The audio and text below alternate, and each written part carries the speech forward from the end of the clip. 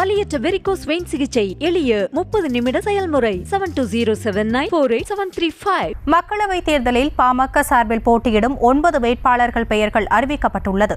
ஆனால் பெரிதும் எதிர்பார்க்கப்பட்ட பாமக தலைவர் அன்புமணி ராமதாஸ் மற்றும் அவரது மனைவி சௌமியா அன்புமணி ஆகியோரின் பெயர்கள் இடம்பெறவில்லை.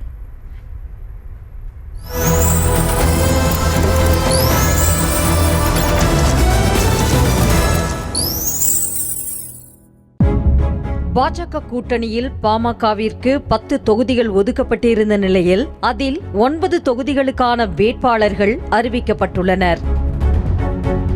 திண்டுக்கல் தொகுதியில் கவிஞரும் பாமக மாநில பொருளாளருமான திலகபாமா அறிவிக்கப்பட்டுள்ளார். அரக்கோணத்தில் பாமகவின் மிகவும் அறிந்த முகமான வழக்கறிஞர் கே பாலு, ஆரணியில் முனைவர் ஆ கணேஷ்குமார் வேட்பாளராக அறிவிக்கப்பட்டுள்ளனர். முன்னாள் எம்எல்ஏவான கணேஷ்குமாருக்கு கடந்த சட்டமன்ற தேர்தலில் வாய்ப்பு வழங்கப்படாத நிலையில் தற்போது மக்களவை தேர்தலில் ஆரணியில் வாய்ப்பு வழங்கப்பட்டுள்ளது.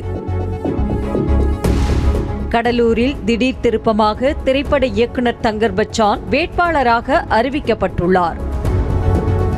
இதேபோல மயிலாடுதுறையில் மேக்க ஸ்டாலின் அறிவிக்கப்பட்டுள்ளார். இவர் ஆடுதுறை பேரூராட்சி தலைவராக உள்ளார். கள்ளக்குறிச்சியில் முன்னாள் எம்பி ரா தேவதாஸ் உடையார், தர்மபுரியில் அந்த கட்சியின் மாவட்ட செயலாளர் அரசாங்கம் ஆகியோர் வேட்பாளர்களாக அறிவிக்கப்பட்டுள்ளனர். சேலத்தில் நா. அண்ணாதுரை வேட்பாளராக போட்டியிடுகிறார். 2016 சட்டமன்ற தேர்தலில் சேலம் எடப்பாடி தொகுதியில் போட்டியிட்ட நா. அண்ணாதுரை அதிமுக சார்பில் போட்டியிட்ட எடப்பாடி பழனிசாமிக்கு மிகவும் டஃப் கொடுத்தவர். இந்த நிலையில் தற்போது சேலம் மக்களவை தொகுதி வேட்பாளராக அறிவிக்கப்பட்டுள்ளது அதிமுகவிற்கு சற்று சவாலாகவே இருக்கும் என்று கூறப்படுகிறது.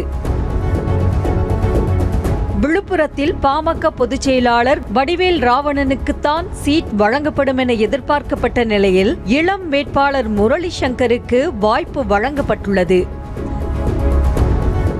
தர்மபுரி மக்களவை தொகுதியில் பாமக வேட்பாளராக அந்த கட்சியின் தலைவரும் ராஜ்யசபா எம்பியுமான அன்புமணி போட்டியிடக்கூடும் என எதிர்பார்க்கப்பட்டது. அது மட்டுமன்றி தர்மபுரி தொகுதியில் ஒருவேளை அன்புமணி களமிறங்காத பட்சத்தில் அவரது மனைவி சௌமியா அன்புமணி போட்டியிடக்கூடும் என்ற தகவலும் வெளியாகி இருந்தது.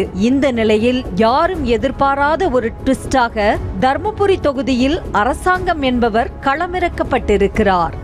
இதனிடையே காஞ்சிபுரம் மக்களவை தொகுதிக்கான வேட்பாளர் இன்னமும் அறிவிக்கப்படவில்லை. வலியற்ற வெரிகோஸ் வெயின் சிகிச்சை எளிய 30 நிமிட செயல்முறை. 7279487335. செய்திகளை உடனுக்குடனும் துல்லியமாகவும் தெரிந்து கொள்ள சப்ஸ்கிரைப் பண்ணுங்க.